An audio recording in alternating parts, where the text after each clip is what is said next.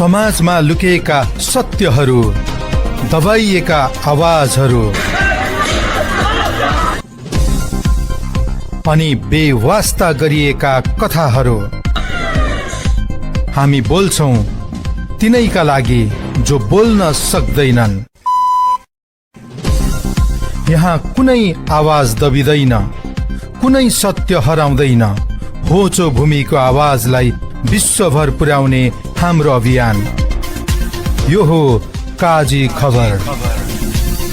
हजुरको शुभ नाम बताइदिनु न। मेरो डम्बरबहादुर श्रेष्ठ हो। डम्बरबहादुर श्रेष्ठ, कच्चन कौले। यो गाउँलाई के भन्छ? यसलाई नयाँ बस्ती। नयाँ बस्ती। जस्तो यो पथरिया हाटबाट यो नयाँ बस्तीसम्मको झन्डै चाहिँ 1400 मिटर यो कालोपत्रे बाटो यसै वर्ष बनेको होइन? योभन्दा अगाडि यहाँको बाटोको अवस्था कस्तो थियो? आवत जावत गर्न, हिँडडुल गर्न, विद्यार्थीलाई स्कुल जान कतिको असहज कस्तो थियो? अलि अप्ठ्यारै थियो, ग्राभेल चाहिँ थियो। हजुर। तर खाल्टाखुल्टी थियो।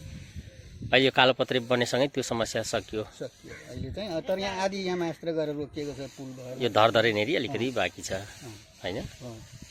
त्यसो गऱ्यो भने यो यहाँबाट बिर्तामोडसम्म कालोपत्रे जान सकिन्छ होइन? जस्तो यो हजुरहरूको यो ठाउँमा बाटो बनिरहँदाखेरि पक्कै पनि बाटो बने सँगसँगै आवत जावतमा सहज त भयो होइन? यहाँको स्थानीय उत्पादनलाई बजारसम्म पुर्याउनको लागि कस्तो छ? अब सजिलै छ। अहिले यो यही बाटोबाट लिएर गइन्छ, बिर्तामोडसम्म पुर्याउँछन्। सहज भएको छ सहजै भएको छ। भनेपछि यो अहिले यो सरकारले यो गरिरहेको काम हेर्दाखेरि राम्रै गरिरहेको छ भन्ने लाग्छ कि कस्तो के छ? राम्रै नै गरेको छ। जो सरकारले जनताको मर्मअनुसार गरेको छ।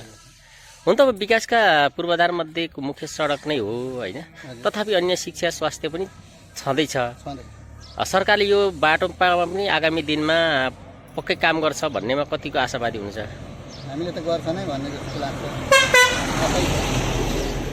पहिलो आवश्यकता थियो बाटो, यो बनाइदियो होइन? अक्रमशः सबै गर्छन् भन्ने लाग्छ।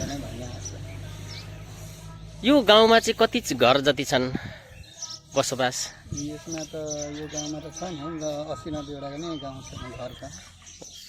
पहिले बसाइ सराई पनि यहाँबाट मान्छेहरू बाटोको समस्या आदि इत्यादिको समस्याले गर्दा सहरतिर विशेष गरेर बिर्तामोडतिर बसाइ सर्थे। अब त्यो बसाइ सर्ने दर अब चाहिँ रोकिन्छ जस्तो लाग्छ कि फेरि बढ्छ नि जस्तो कस्तो छ?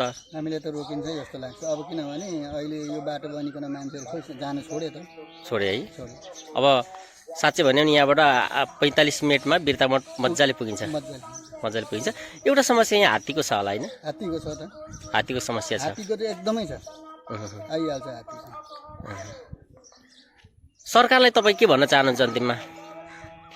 अब मैले त के भन्नु, अब काम गरे बाफत अब धन्यवादै भन्नु, राम्रै छ भन्नु।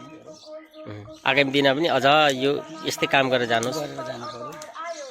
नागरिकले दिने साथ सहयोग रहन्छ होइन? हस् त, हजुरको यो महत्त्वपूर्ण समयको लागि धन्यवाद।